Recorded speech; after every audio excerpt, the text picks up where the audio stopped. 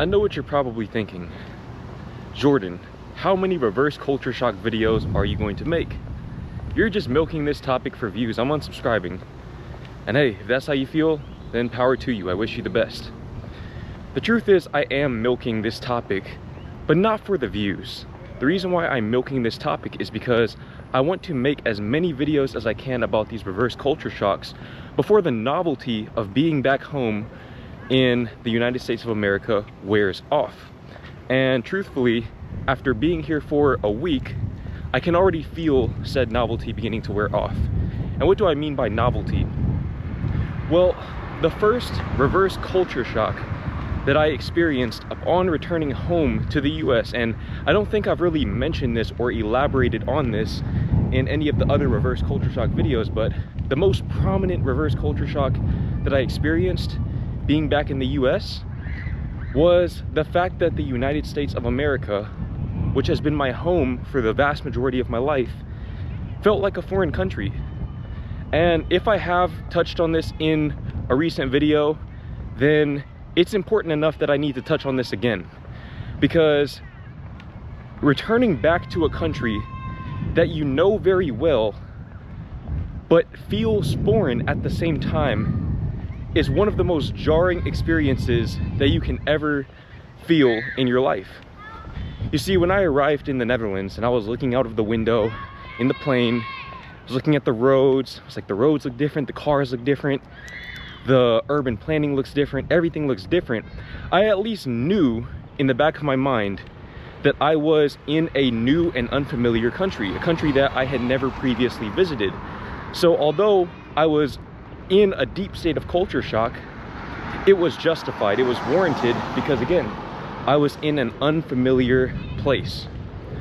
Returning back to the US, where I spent the first, 23, almost 24 years of my life, and the US feeling just as unfamiliar to me initially as the Netherlands did when I went there for the first time, that was a very trippy experience. The best way that I can explain it is it's almost like when you have a dream and you wake up and you sort of remember the dream, you kind of remember the dream, bits and pieces of it, but most of it is gone. You don't really remember a lot of it. And even at the micro level, returning to my parents' house for the first time, because I'm staying with my parents for at least most of the duration of my time here in the US, so 3 months. Returning to my parents' house where I grew up from the age of 7 years old onward, and just not even really knowing where stuff was anymore, not knowing where the plates were, not knowing where certain utensils were, things of that nature. That was a very jarring experience, to walk into your childhood home and not really feel like you were at home. Of course, being around my family helped to sort of bridge that chasm there, but the initial experience of walking through those doors for the first time and realizing that, wow, this is where I grew up, but it not feeling like the place that I grew up, despite my parents' best attempts to make it feel that way, to make it feel like the home that I always knew as home. It was a very interesting experience, very interesting. Now, of course, again, I've been here for about a week, so I've begun to settle in now. Now I'm remembering things. It's like the dream is coming back to me piece by piece. And I'm not really just getting lost anymore when I'm driving around with my girlfriend or things like that. Not turning left when I should be turning right. But that was probably the biggest reverse culture shock, and it was the one that I wasn't prepared for. Nobody really told me about that.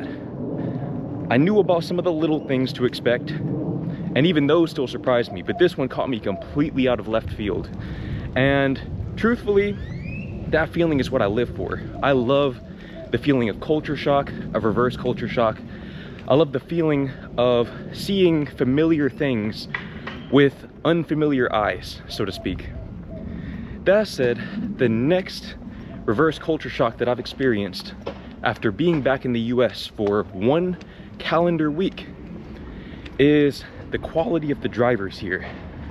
And I do not mean that in a positive way whatsoever. I'm just gonna be blunt and straightforward. the drivers here suck. And honestly, I'm probably going to make a whole entire video about this, just talking about how bad the drivers are, why the drivers are bad, at least in my opinion, because I think this is for a multitude of different reasons. But man, the drivers here are absolutely terrible. Now, look, when I got to the Netherlands, I remember something that immediately stuck out to me was my girlfriend's level of confidence, just unwavering confidence, that drivers would give us the right of way. They would concede the right of way whenever we were cycling or walking. She had unwavering confidence whenever we would go around the roundabouts in the bike lanes. If you're Dutch, you know what I'm talking about.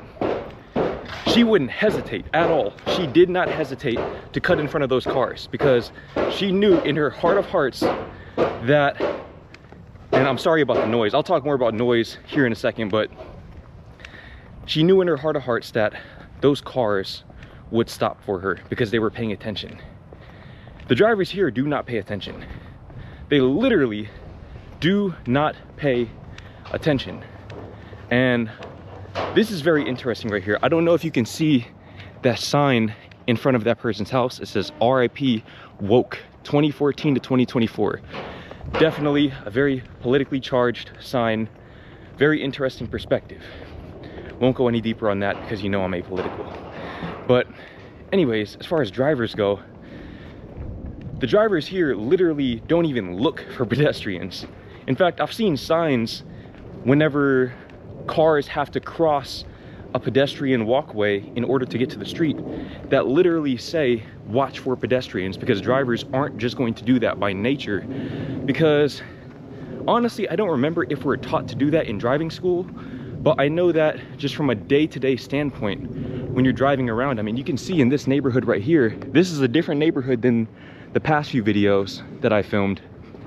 You can see there aren't a lot of pedestrians. There are more pedestrians in this neighborhood for sure, but it's still very desolate. So drivers don't really have to accommodate pedestrians or cyclists very often. So they don't have the repetitions of doing that. And so they're less competent in that area. But it's not even just that. It's not even just dealing with pedestrian traffic or cycling traffic or whatever. A lot of it is actually dealing with other drivers. The drivers here tend to be very, in my girlfriend's words, chaotic. Very chaotic, cutting across 4 lanes of traffic or cutting across the little white slashes to make their exit on time or whatever. The drivers here just tend to be much more aggressive and a lot less courteous. But then on the flip side of that, some drivers are almost overly courteous, where they will literally concede the right of way when they see you riding a bike trying to cross the street.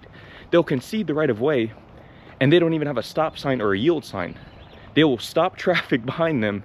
And it's always very difficult when that happens because a lot of times they might stop, but traffic in the other direction doesn't stop. So then they're just kind of holding up traffic, and now you have this pressure to cross the street, but it's not fully safe. And yeah, again, I'm probably gonna make a whole separate video about American drivers, but the drivers here, they just don't care. And I'm gonna be completely honest with you, I used to be like that as well. I used to be just like that, especially I had my BMW. I was reckless. I will admit I was reckless. Thankfully, I never got in a car accident or put anyone's life in immediate jeopardy or anything like that. But I was not a safe driver. And even though I never actually drove in the Netherlands, just being there for 14 months showed me that driving around other people is not something to take for granted. What I mean by that is when you're driving a car, that car is a weapon. It really is a weapon, even if it's not intended to be that. I mean, we've seen instances where people drive cars into crowds of people and take multiple lives. A car is a weapon, and it should be treated as such. It should be treated with the same degree of care as one would treat a gun with. But people here, even though they have even larger cars than you would typically see in the Netherlands, a lot of them just don't care.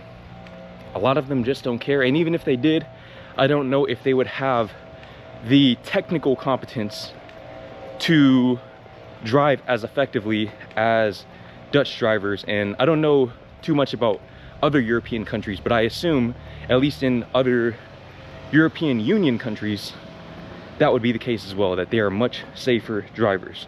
Now, the next reverse culture shock that I've experienced, being back in the US for a week, is the lack of affordable vegan options. So if you didn't know, I'm vegan. I've been vegan since 2017.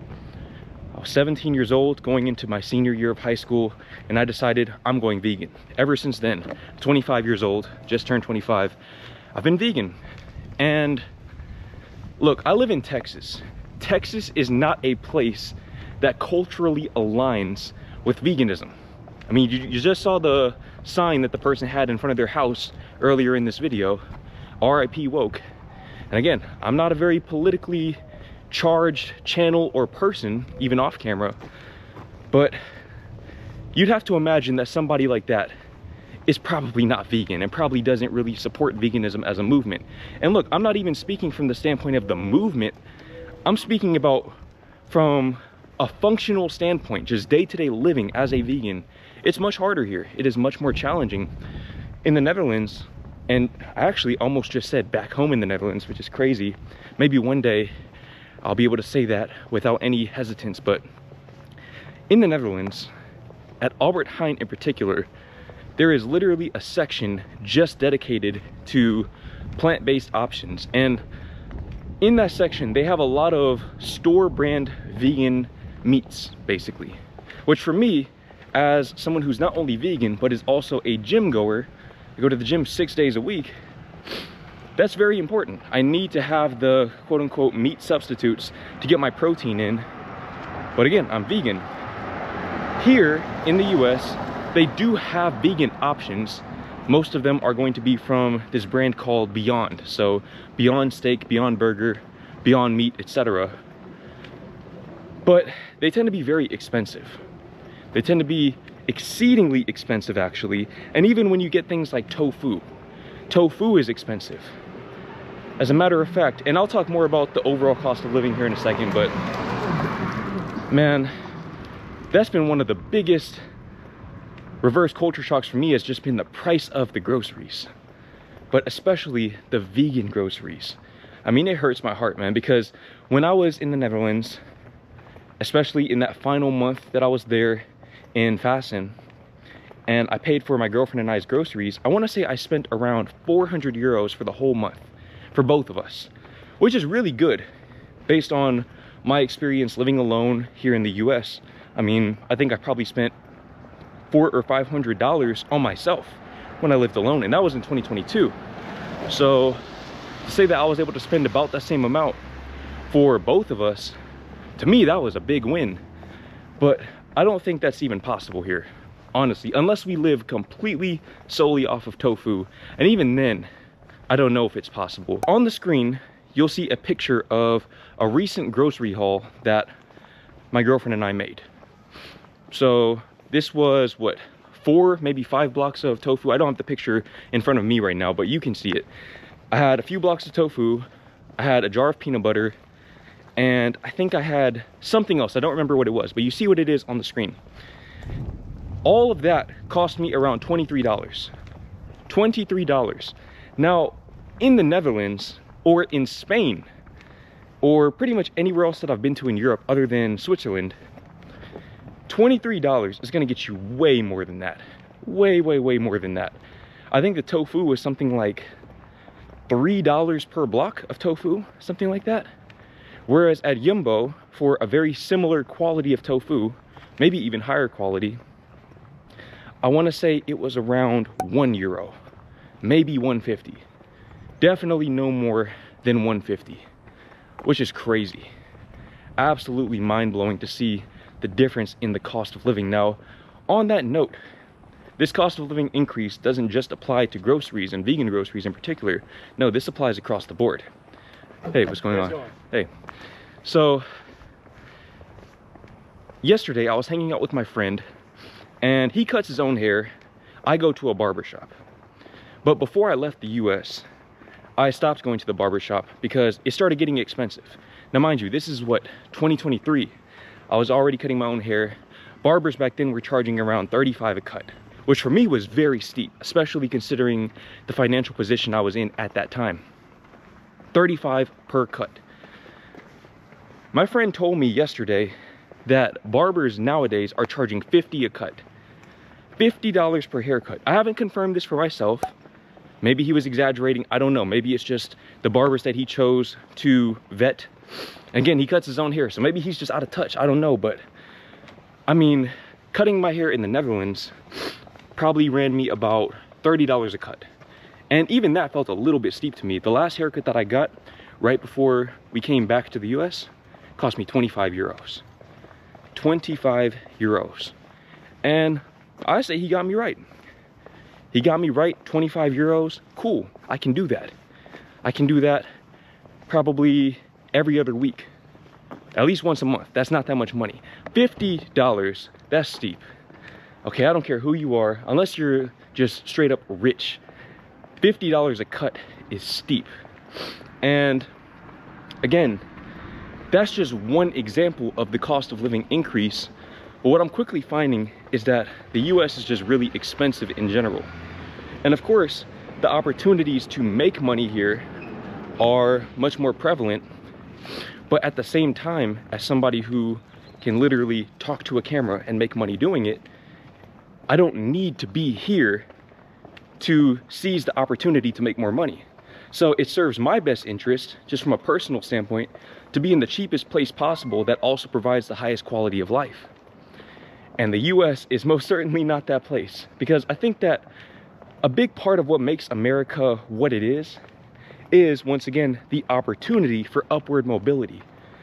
But given that, again, I don't need to actually be here physically to make the money that I make, there's no point in me really being here, which is why I've already booked the return ticket. My girlfriend and I are not staying here, by the way. It's not even really a conversation. We're not staying here for the long term. We're just here for a few months to attend my sister's wedding, catch up with my family, some of my friends, whatever. And then we're leaving. I don't know if we're going back to the Netherlands, but we are leaving for sure. But before we do that, I need to tell you about the next reverse culture shock that I've experienced being back in the US.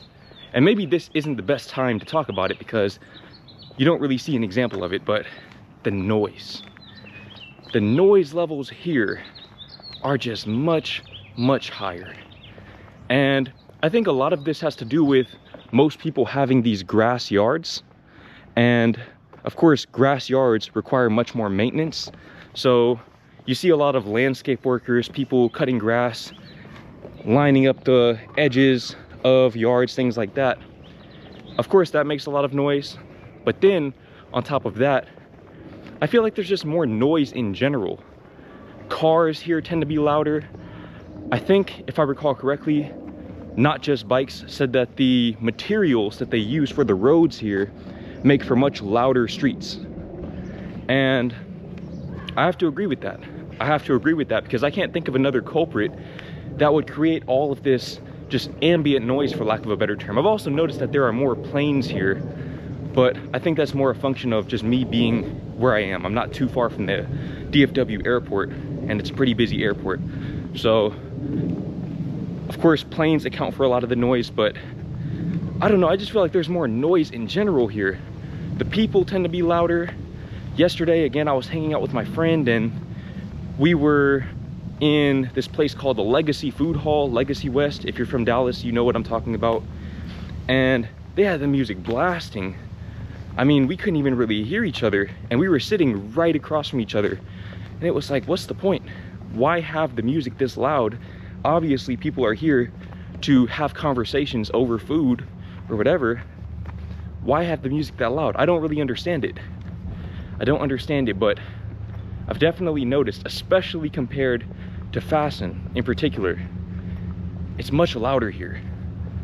Okay, you can hear this car in the background. Maybe you can, maybe you can't, I don't know, because of how the camera or the microphone might filter out the audio, but you can hear this car is just idling, and it's a lot louder than your typical Dutch car. People here tend to drive more powerful cars, which require more powerful engines and make a lot more noise.